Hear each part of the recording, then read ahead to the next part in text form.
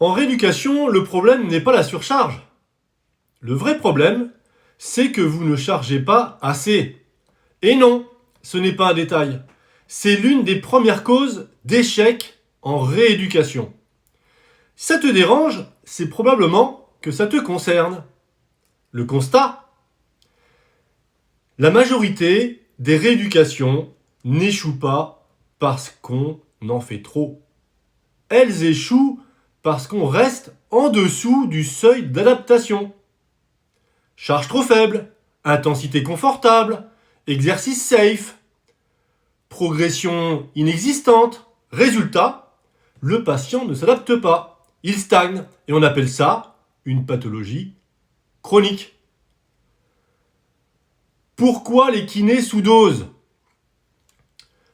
Le sous-dosage n'est pas un problème de connaissance.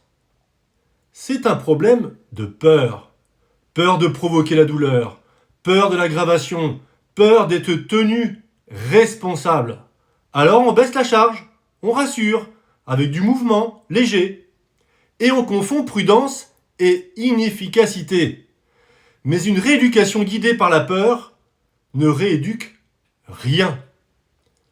La peur clinique. La douleur n'est pas automatiquement un danger.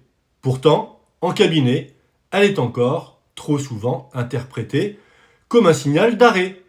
Confondre douleur et lésion conduit à une chose: éviter la charge. Et éviter la charge empêche l'adaptation.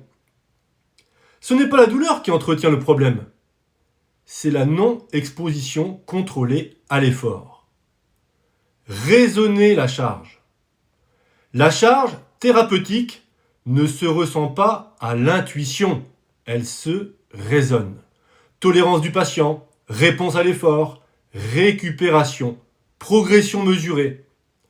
Charger juste, ce n'est pas être brutal, ce n'est pas faire mal, c'est sortir du confort, sans sortir du cadre. En conclusion, en rééducation, le vrai danger n'est pas toujours l'excès. Il est souvent l'insuffisance. Sous-doser rassure le thérapeute, mais ça n'adapte pas le patient. Mieux charger, c'est mieux rééduquer. Si tu veux apprendre à charger sans peur clinique, à raisonner la dose au lieu de l'éviter, les ressources sont en description.